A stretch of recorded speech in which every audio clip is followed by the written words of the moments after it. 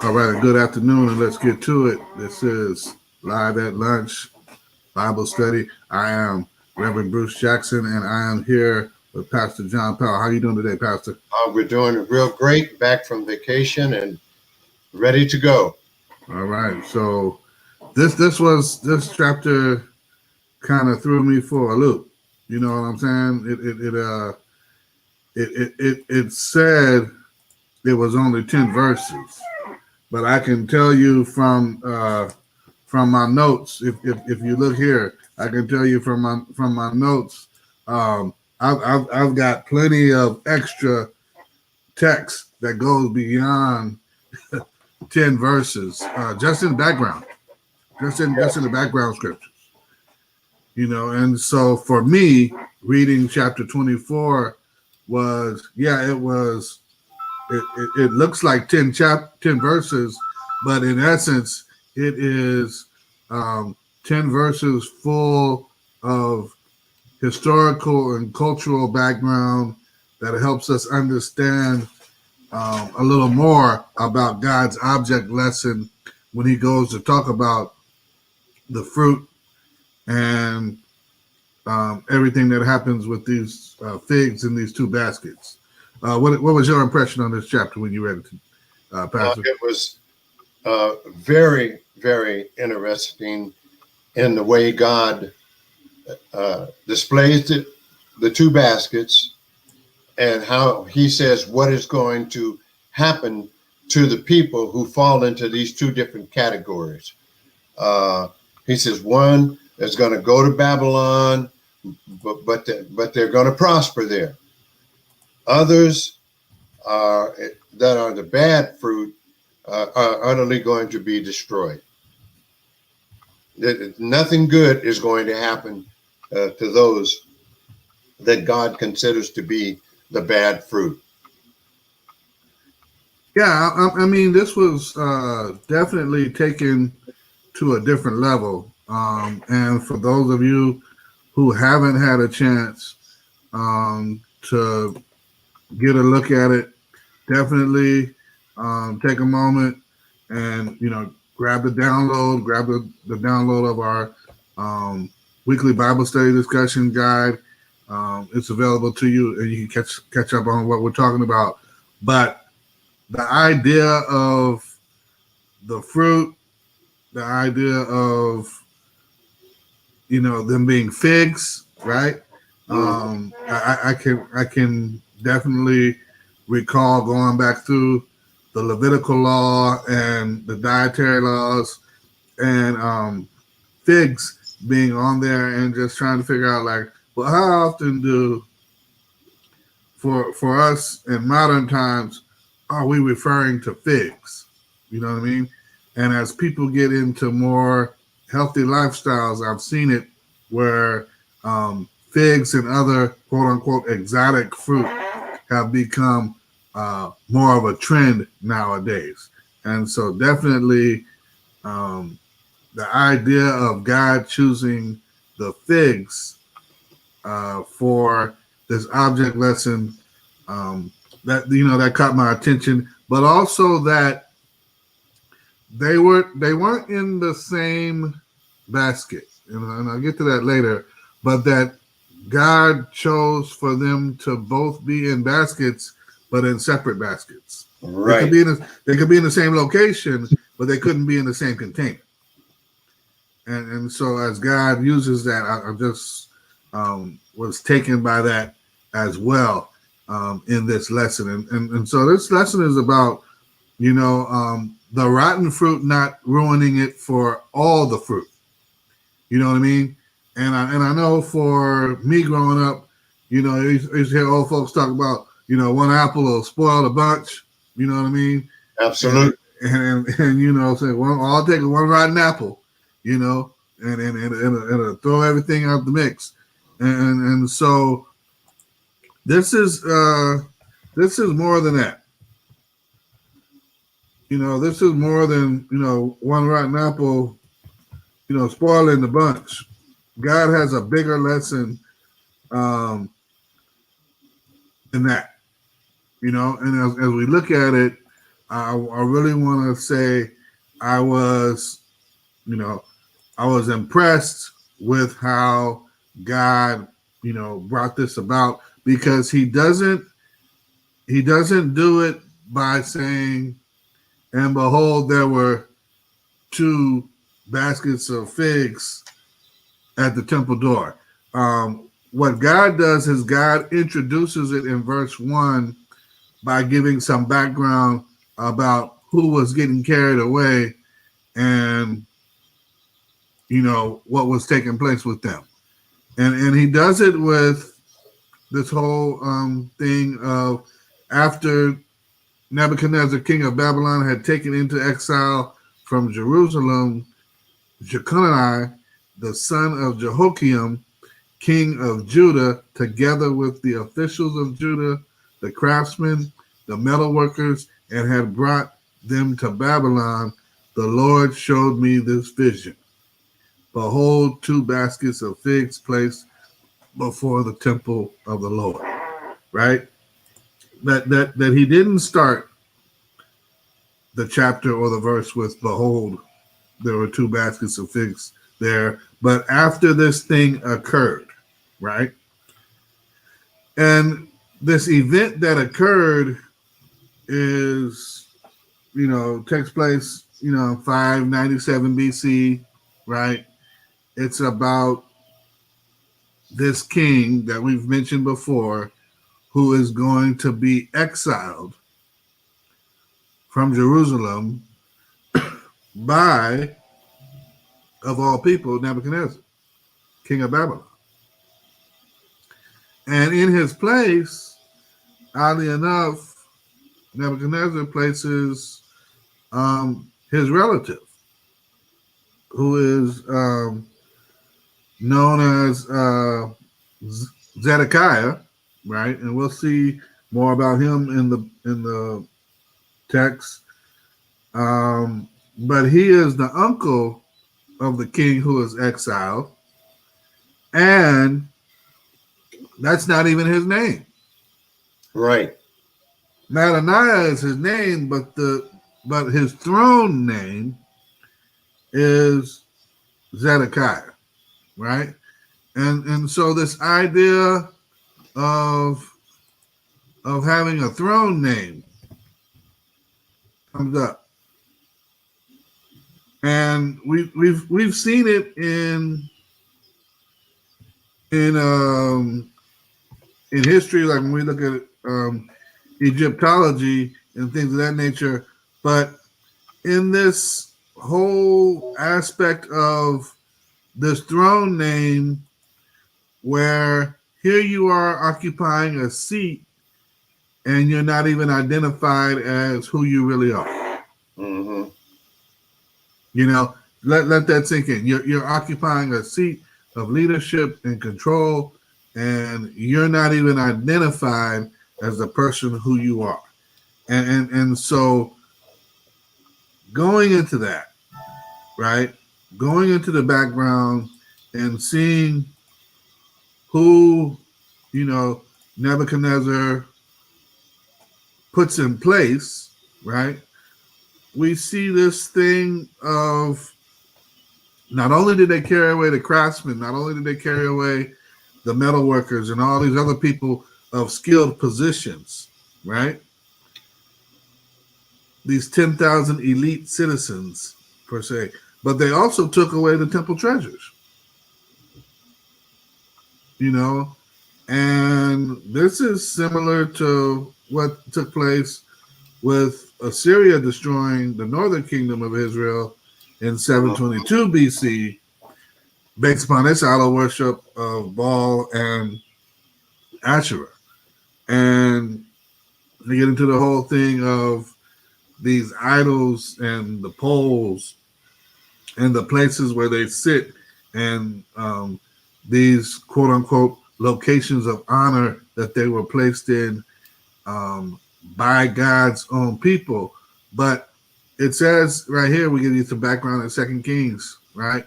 That the king made Mattaniah, right? Not Zedekiah, Mattaniah, Jehoiachin's uncle king in his place and changed his name to Zedekiah, right?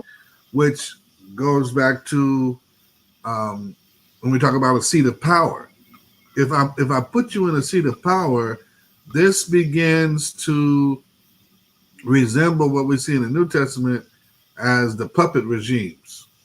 Those kings who were just in place over the Jews, but they weren't really in control. Right. And so of all these, it appears that Zedekiah was one of the oldest to take the throne of this group, right? And he ruled for 11 years, but check this out. He was the main one who refused to humble himself. It says, but Zedekiah did what was evil in the Lord's sight, just as Jehoiakim had done, right? Jehoiakim, not Jehoiachin, right? And so there's a difference, when you look at all these kings with similar names. But this is also the king who refused to listen to Jeremiah, right? And humble himself before the Lord based upon what Jeremiah was bringing his way. And let's take it a step further. Zedekiah and Jehoiakim, much like Jeconiah, were nothing like their forefather or predecessor Josiah, King Josiah. And King Josiah was one who tried to bring back the covenant of the Lord. He tried to bring back the people to the Lord and work on this part of banishing idol worship, right? And the idol worship that had gotten the people away from God. And so he was, right, a king who was looking out for the people's interest as far as it came to their faith and their walk with the Lord. And so you see that these guys actually took the throne, right? And most of them were short-lived.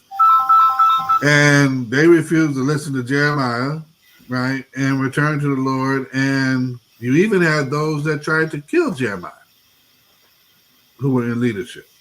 And so, go ahead then. There's another thing. Jerusalem, when Nebuchadnezzar first came and took the first group to Babylon, he didn't destroy the city. He didn't destroy the temple. He took all the treasures because anything gold Nebuchadnezzar was going to take. But one of the reasons commentators feel that he took the skilled people is because he had things that he wanted to build, and the more skilled people he had, the quicker he could get his building projects done. On the other end, these artisans would also teach their trades to their children, so that when God brought them back to Jerusalem, God would have the people who could rebuild the city and start the kingdom all over again. So, and that was a very interesting comment to me as to how Nebuchadnezzar thought he was doing one thing for himself, but he was actually preserving all the skilled people so that when they came back, after they were released, after the 70 years were up, they would have people who could actually rebuild the city, because they kept rebelling against Nebuchadnezzar, and he just came in and tore everything down. And you would think that after being completely conquered, that these people would wake up and say, okay, we're under bondage. We better go along with the program. But we'll see as we get further into Jeremiah that they couldn't even do that. No, this was if I could use a New Testament term, these were peculiar people in a totally different way than the people that Peter are talking about being peculiar. Right. peculiar in they did not recognize how much God would look to destroy them, or God would look to bring about this change. And so, as you pointed out, Nebuchadnezzar sought for his own means and ends to utilize these people of skill in his own land. But when we look at God's intention overall, Nebuchadnezzar, much like Pharaoh before him in the past, was simply a vessel or instrument used in God's plan to preserve what he needed for the future and what he desired. And so that works out the same way a lot of times, where we see folks, doing or thinking they're getting away with something, and what we find out is folks are really just playing their part, playing their role in God's larger plan and scheme. And so Nebuchadnezzar, was utilized in that manner. And him taking these quote unquote 10,000 elite citizens gets them into a position to where when we see this object lesson of God play out, now we see, oh, okay, that's why these folks were carried away. Oh, I see, this allowed for this to happen in a more organic sense than him plucking and picking and tossing. Folks, God said, let me use these folks from the north. Let me use these invaders and incorporate all this. And so amazing how it plays out and shows itself over time to work out into what God had planned, and how he utilized the Babylonian captivity and this exile to create this, covenant, and for these things to fall into place. Meanwhile, still, the main person that was exiled is told, you're not coming back. Right. You're going to die there, and you're going to have basically the burial of a donkey. And what is that? You'll be beyond the dump, and you'll die in this foreign land. You know what I mean? That you won't even be close to home, and you'll never see home again, right? And this idea that comes from Jeremiah 22, as we studied before, that let's be honest, it's not like pets today. Okay, this whole idea that he would have, the burial of a donkey. That's not like pets today, right?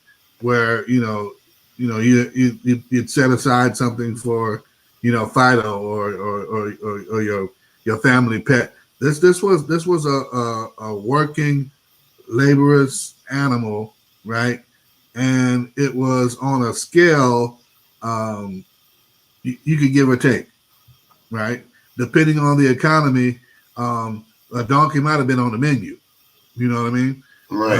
So it all fluctuated, and so on a scale, a donkey could be dinner, or it could be something to help pull the crops and carry the water and do other things. But it wasn't a worthwhile animal of prestige. And so that this king would end up with a donkey's burial, right? And beyond that, he would be thrown outside the gates. And when we talk about these biblical terms, to be outside of the gates, much like it was when they talked about where they were handling the Lord's, the idea of the Lord's body and where the Lord was going to be crucified and all these things. We're talking about city dump. We're talking about the open and burial waste space where the refuse was kept, you know. And so that's the destiny of this king of Judah and his mother, that she wouldn't return either. Mm-hmm. And so everybody that's being taken away isn't being brought back. So when we talk about that, there is a specific that deals with not you, them, but not you, you know. And so when we talk about that, you know, we just want to be sure that we're clear about that, you know. And the end of verse 1 talked about there were 2 baskets, right? And verse 2 gives more clarity. It says one basket had very good figs, like the first ripe figs, but the other basket had very bad figs, so bad that they could not be eaten. And the Lord said to me, "What do you see, Jeremiah?" And I said, "Figs. The good figs, very good, and the bad figs, very bad, so bad that they cannot be eaten." Mm-hmm. And so this begins this object lesson of, you know, what about the figs? What about the figs? And what the figs have to tell us about, you know, what Jeremiah is observing, what story is being told, what idea and concepts are being shared. And it's really it's really telling, because here is this picture that Jeremiah has of, here's what I'm seeing, you know, on the surface, face value, 2 baskets, one of good figs, one of bad figs, one set's very ripe, the other one rotten, you know, and that's Jeremiah's surface observation. But Pastor, can you give us what the Lord says in his breakdown of what's going to happen with these good figs? He lets us know that he's going to preserve the good figs. He's going to watch over them, and he's going to restore them to their land. And he says, even while they're in captivity, he's going to watch over them, and that they're going to prosper there. And the bad figs, just one terrible thing after another is going to happen to them.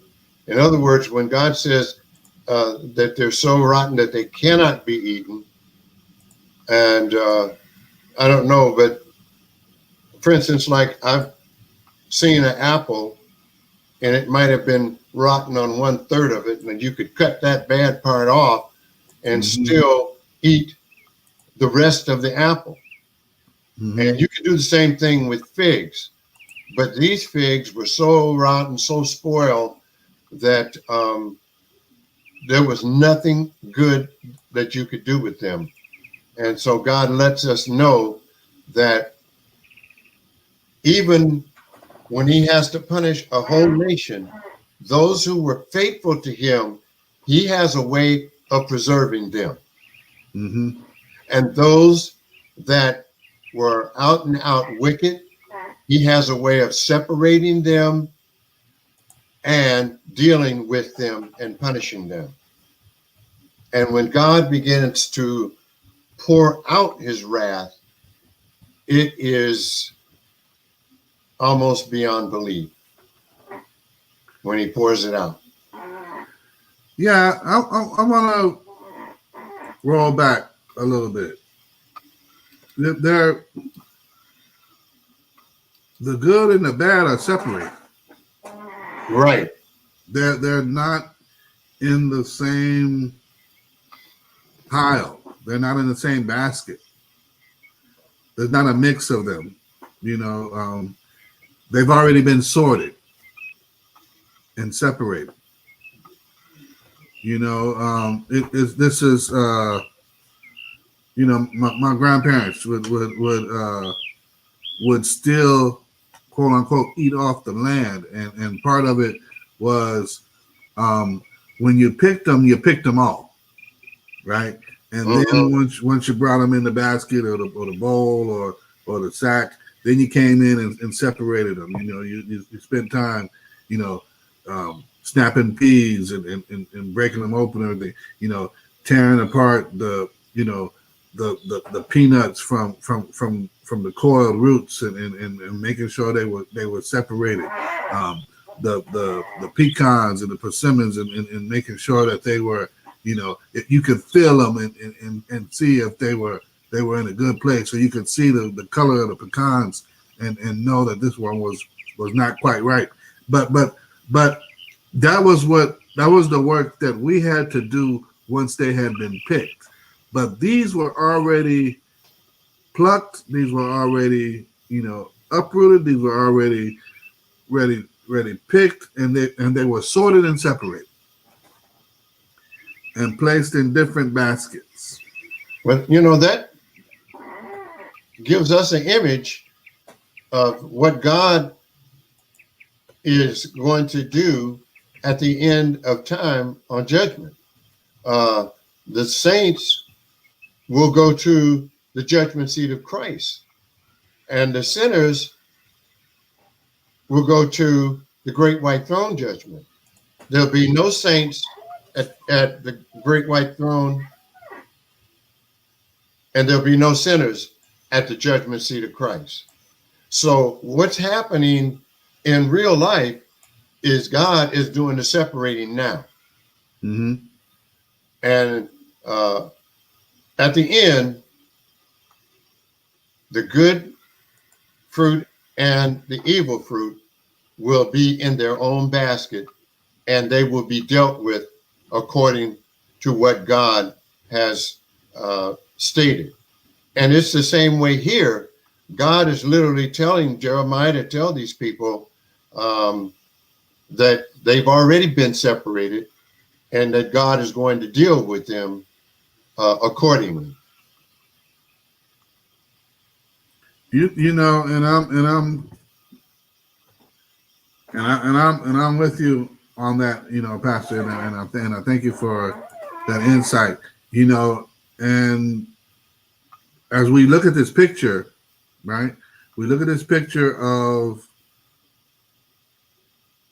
these baskets of figs that God has separated, and the other place is other sense of uniqueness to this is these weren't something that you brought to the temple as an offering.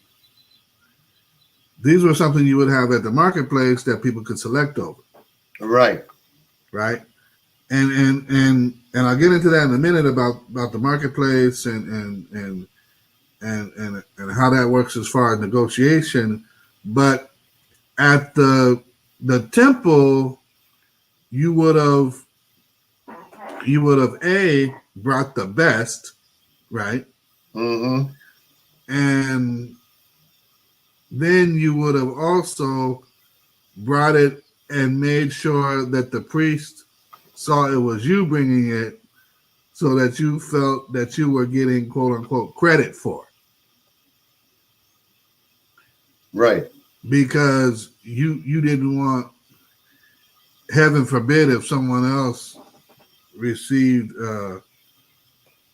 credit for your offering, especially in atonement for all that you've done.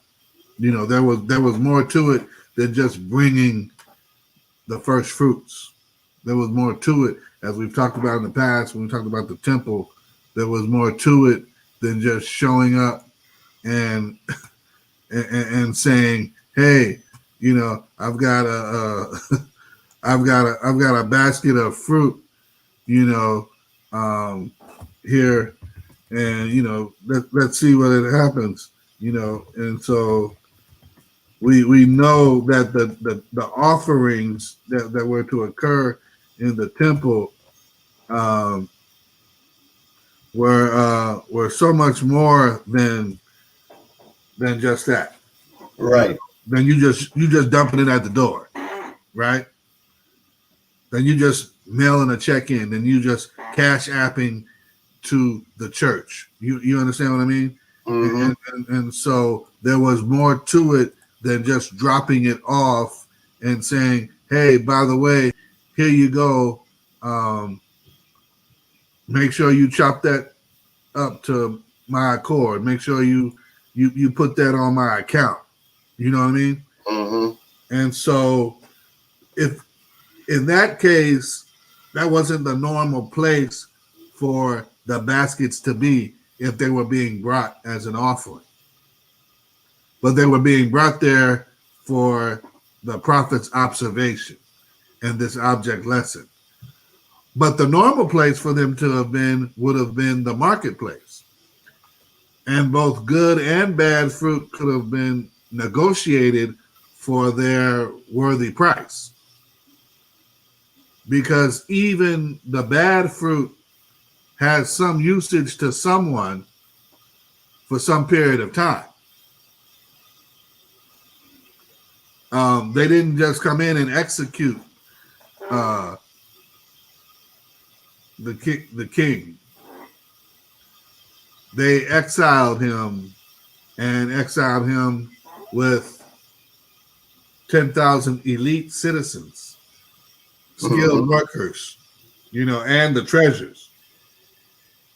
And you know how desperate times get. If they had left those treasures there, the Israelites and the folks in Judah, even the ones who were still living in Egypt, might have came in and said, since things are going bad, we might as well take these down to the pawn shop and get a couple of shekels for them and see what else we can get out of here and how much money we can make off of something somewhere, somehow, some way. Yes. And so God preserves those treasures by having them taken away with people who will hold on to them and bring them back, right, into the house of the Lord after this exile. And so the uprooting of the good figs is for a good reason. And the bad figs, oddly enough, remain. And, that's still Zedekiah and his officials and the remnant of people left in the land in Jerusalem, as well as those, like I said, living in Egypt, right? Because they're still fragmented in how they've come back from their own living and suffering from being exiled at one time or another, right? And so here is the oddity of the marketplace. If the baskets had been in the marketplace, the good figs would have went at a higher price, but the bad figs still would have been, quote unquote, sellable. They may have sold them for a slop for the pigs. Yes, sir. They usually gave the pigs the worst of everything. But something is so interesting in verse 9 and 10. It's like the ones that God had carried off into Babylon, even though, that was a hard walk and all those things, God was caring for them and preserving them. But those that were left, he said, I will deliver them to trouble into all the kingdoms of the earth. In other words, I'm going to scatter them for their harm, to be a reproach and a byword, a taunt and a curse in all places where I shall drive them. And I will send the sword, the famine, the pestilence among them till they are consumed from the land that I gave to them and their fathers.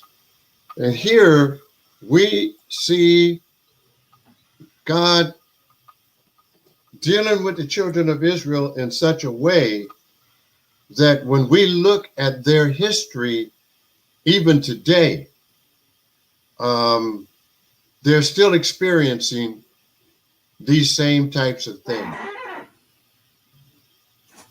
We're told that even in our country, anti-Semitism is on the rise. And this was one place where they thought they could be safe because of law and order. So this prophecy is even being fulfilled to this day. Well, we've got to understand these people are split. That's the point of the separation. Right. They're divided, and in this case, they're divided, sorted, separated intentionally by God. There's one group, right, that is going to be dealt with abroad. They'll be watched over. They'll be cared for, and they'll be brought back, and they'll have a new covenant with God, and they will eventually be God's people, and God will be their God. And there's another group who will remain in place, who will suffer, and suffer to the extremes, to where God will make them, quote unquote, a symbol of evil to every nation on earth. Can you imagine that?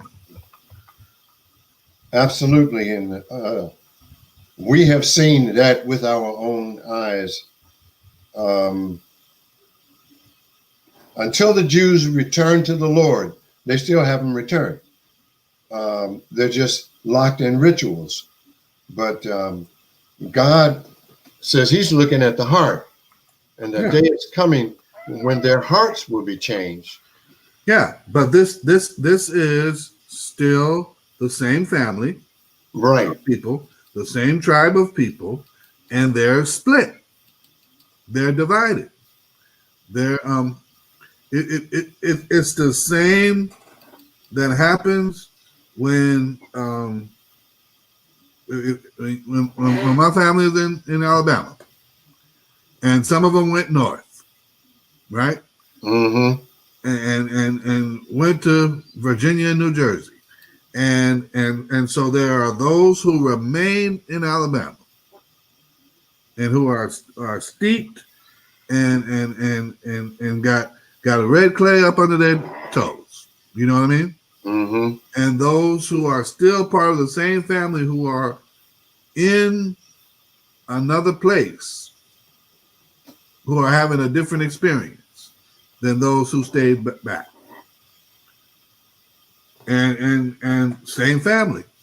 Mm-hmm. And so, oddly enough, this text doesn't talk about a reunion, right, of this family. It doesn't talk about a reunification of this family. It talks about them having two separate experiences. Absolutely.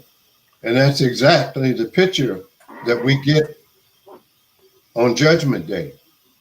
Mm-hmm. And so God is showing us a mini example through how he judges his nation, Israel, with how he's going to judge the entire world when he comes again.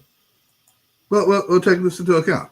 Look what he says. He says, I will bring them home again to live in Jerusalem. That's out of Zechariah.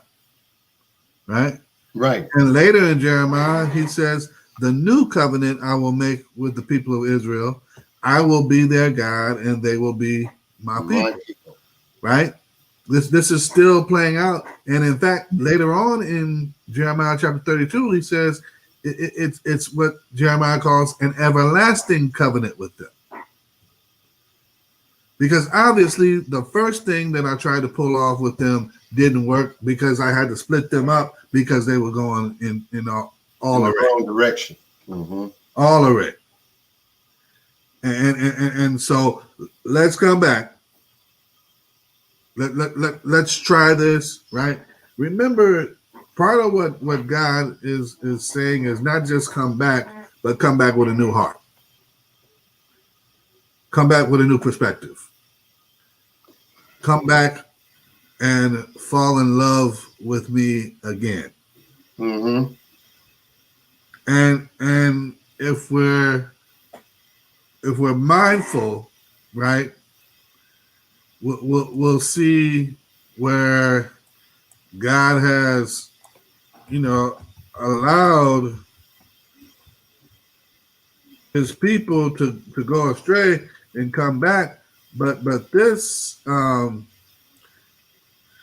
this was a lot, and here's what I see, right, in part of what he's allowing for, right? He's allowing for God's people to say, hey, this is cool, this was good, right? But I've got something more for you.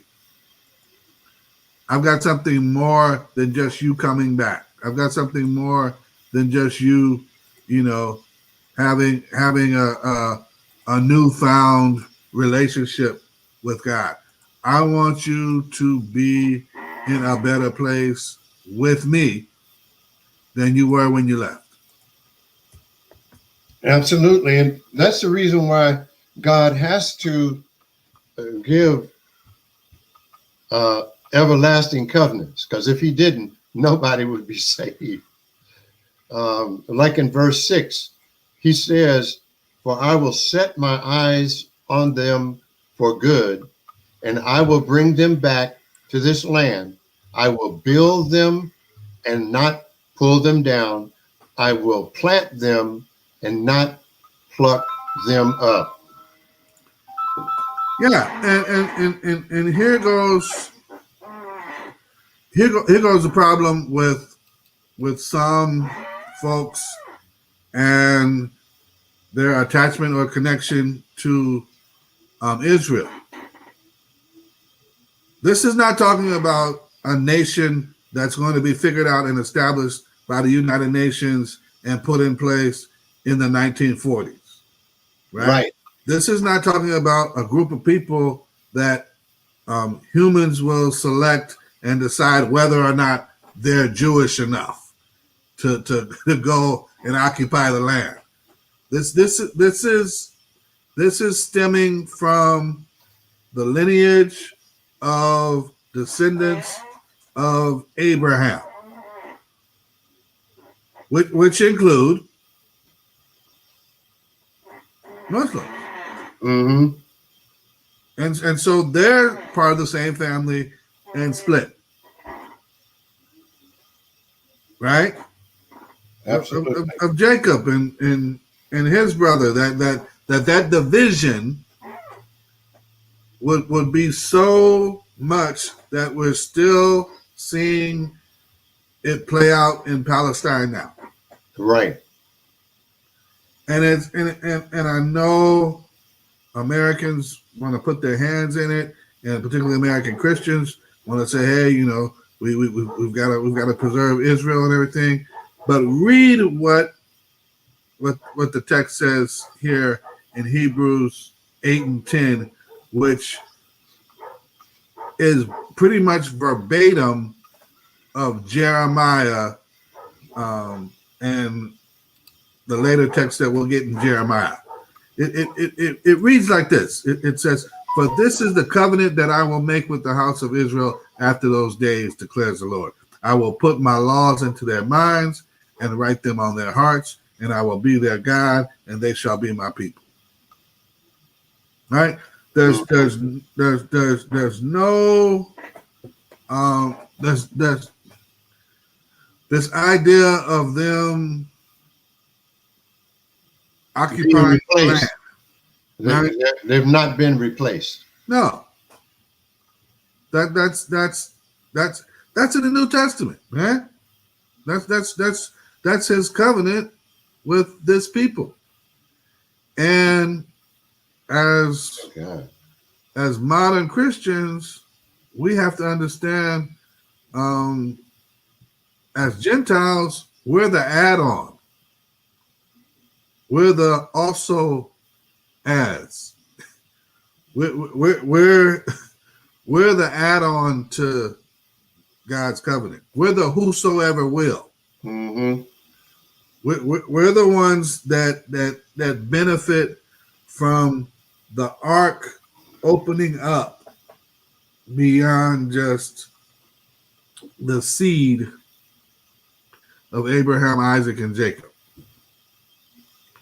And so as we go further into this, and as we embrace this inheritance, we also have to look back and say, yeah, but I can't change any of that. You understand what I mean? Yes. The faulty part of modern American faith, as Christianity goes, is that we have a hand in whether or not Israel is preserved or not. That that's like you going back and saying, well, you know what? I want to make some adjustments to the Mosaic covenant. You ain't got no place in that. Right. You have no place in that. And no power in doing that. And so can we pray for Israel? Yeah. That's a certainty. But can we sit here and say, you know what? We're going to give God a hand, right? We're going to lend God a hand and help God out, right? And here, let me help somebody out. In my experience, right? In my experience, it has been in those instances when individuals, named or unnamed, in the Bible and in history, have tried to help God out. That's where trouble begins. Every time. So I don't care if it's about a handmaiden. I don't care if it's about, a battle or taking a piece of treasure from a battlefield or war scene or somewhere that you were supposed to utterly destroy. When we try to help God out, it leads to more trouble. And so part of it is for us to actually embrace being able to observe it. The beauty of Revelation says this, that when everything was going on, the writer of Revelation wasn't interrupting and saying, yeah, but, and interjecting and juxtaposing and putting himself in position to run interference in what was happening in Revelation. Can you imagine that? No way will anything like that be able to happen, because God has, just as he has done with Israel in Jeremiah, laid out everything exactly the way he is going to require it to happen. Mm-hmm. In Revelation, he has laid out everything as he is going to require it for the whole world. So it's almost like two pictures. Mm-hmm. And when you look at them, you see one may be on a smaller scale than the other one, but the results are the same. God will have his way. God will have his people, and those who reject him will be punished. yeah, man. I'll definitely, take I'll take the secular route. Rolling Stones. The song simply said, "You can't always get what you want. Right. You can try and try, but you're always gonna get what you need." And so, from my perspective, is one, life is too short for us to focus on what we can't change. Right. We see the degree of that in the disruption in the garden, and that's why we're all here, because we want what we can't have. We want to touch what we ain't supposed to touch. How come I can't have this, right?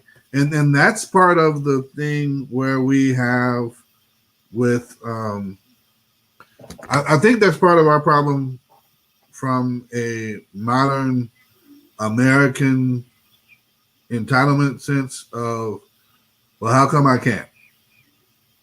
Why? How come you deny me my right to? Every experience isn't for everybody.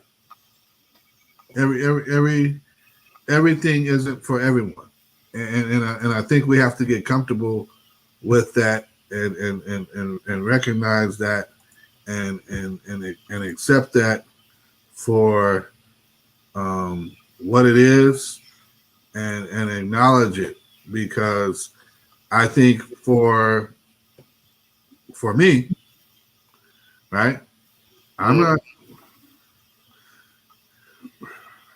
a hooping preacher, right? I got friends they can hoop and tune and carry that and they can walk over the pews and stand on the edge of the speaker and their leg be shaking and waving a hanky and everything and the congregation go wild. You know what I mean? But if I focus on all of that and say, Lord, if I could just tune it up like that, if I could just bring it in like that, if I could just, take them by the cross like that, right? Now here I am spending time, coveting, plotting, right? Building up either envy or strife, creating anxiety within myself, and at the same time, not even focusing on the gift that I do have and how God has enabled me to do what He's called me to do. And imagine that. Imagine if we increase the amount of focus that we had for God's intent for us and what God enabled us to do. And if we had been put in the position of Jeremiah here and we were told, hey, look,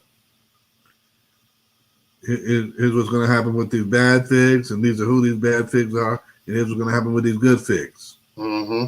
Now that you know this, go take care of your business.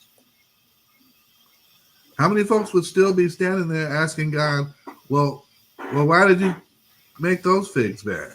And why does it look like these other figs, why does it look like they're more bad figs than good figs? And you know what I mean?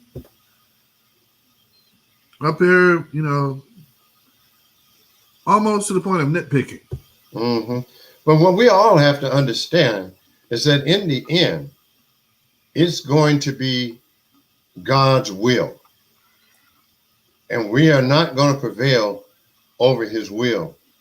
And in Hebrews chapter 8, verse 12, and this has to be God's will, because otherwise the sins would remain on not only the Jews, but on us also. And he says, for I will be merciful to their unrighteousness. Mm-hmm. Now, even after you got saved, if you look back over your life, you can see times when your actions were not righteous. And then he goes on to say, and their sins and their lawless deeds I will remember no more. So God is telling us, if you just surrender to me and make the effort, I'm gonna wipe the slate clean. And that's what we really need to focus on, that God really wants to clean up the mess that we've made so that he can have eternal fellowship with us. Well, I'm with that, Reverend. And so listen, folks, this is what it is. We're here, we're sharing, and this is just one, just one aspect of this account, of Jeremiah chapter 24. If you haven't had a chance, go back, read it for yourself, check out the study guide, right? Get that down and download it, and we put the link right there. And I just say, hey, this has been deeply, I believe it's 10 verses, this chapter, but deeply impressive into where God is taking this. And I will guarantee you this, next week you will have plenty of text, right? Plenty of text from the chapter to go through, because we're talking about 70 years, right? 70 years of captivity. And what does that foretelling look like from the prophet's point of view? And when we talk about prophecy, there's the telling of how things are, and then there's also the telling of how things will be. And this next chapter is going to get into how things will be, of what is going down and what will occur. And so definitely tune in for chapter 25 as we get into what will transpire and take place. And so appreciate you, Pastor, and all you're able to share. And so got any final thoughts for us? I was looking at everything that God says is going to happen in these to Israel in these first 24 chapters, and I came across the scripture in Ezekiel 36:24, and he says, I will take you from among the nations, speaking of Israel, gather you out of all countries and bring you into your own land. And we've seen that in our lifetime. And in 25, then I will sprinkle clean water on you, and you shall be clean, and I will cleanse you from all of your filthiness and from all of your idolatry. And so some of the very same things that the Israelites do and did, we do ourselves. We just have different idols. Mm-hmm. And we have, the Bible says, have been grafted in. We were in our wild olive tree, and God cut a piece of us off and grafted us into the olive tree of Israel. And he's creating one people, and his desire is to sprinkle clean water on all of us and wash us of all of our filthiness, and we shall be clean. Well, that's the point of it all, that we understand that God's will and intent are more important and higher than anything else that we deal with. Yes. And we get that, and we come to understand that through continual reading of God's word. And so, thank you for tuning in. Thank you for watching. Join us next week, 11 a.m. Pacific Standard Time. Thank you for all those on Twitch, as well as those on Facebook and YouTube. And so, God bless, and we'll check you out next week. Peace. God bless.